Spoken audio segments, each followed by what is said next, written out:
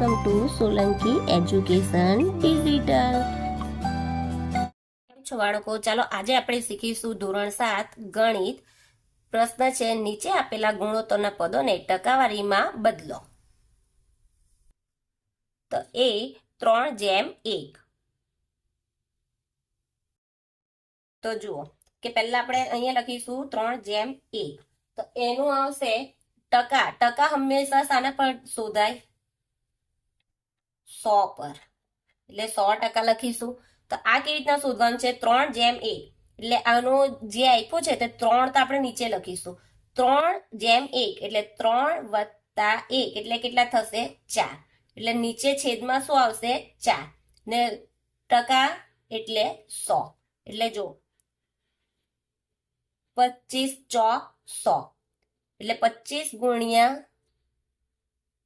3 કરીએ તો 25 તાલી 75. એટલે કેટલા આવે? 75%.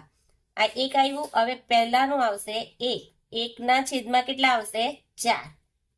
પહેલા 3 નું કર્યું, હવે 1 નું કરીશું. ગુણ્યા 100. તો અહીંયા પણ એ જ આવશે. 25 ચોક 100. એટલે કેટલા આવ્યા? 25 ગુણ્યા 1. એટલે 25 એકા 25. પણ કેટલા આવશે? 25%. હવે છે બી 2:3:5. તો પહેલા આ બધાનો સરવાળો કરી નાખીએ. 2 ને 3 5 ને 5 10. આ છેદમાં 10 આવશે. એટલે પહેલા આપણે લઈશું 2 છેદમાં કેટલા આવશે?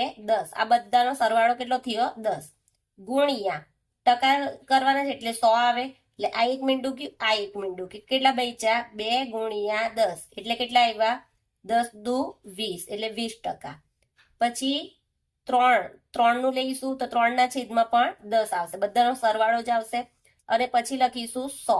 એટલે આ 1 મીંડું ગયું, આ 1 મીંડું ગયું. એટલે કેટલા આવ્યા? 3 ગુણ્યા 10 એટલે કેટલા આવ્યા? 30%.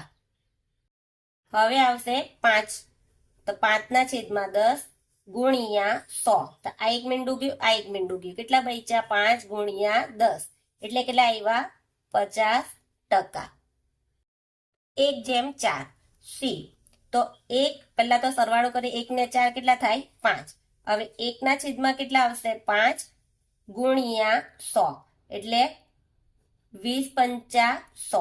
એટલે કેટલા આવ્યા? 1 ગુણ્યા 20 એટલે કેટલા આવ્યા? 20%. લખીશું 4 નું. તો 4 ના છેદમાં કેટલા આવશે? 5. 4 ને 1 5 કર્યા છે આપણે. ગુણ્યા 100. એટલે 20 × 100 એટલે કેટલા આવ્યા? 20 ગુણ્યા 4 એટલે 80%. જો તમને આ વિડીયો ગમે તો મારા વિડીયોને લાઈક કરજો, શેર કરજો, સબસ્ક્રાઇબ કરજો. Thank you.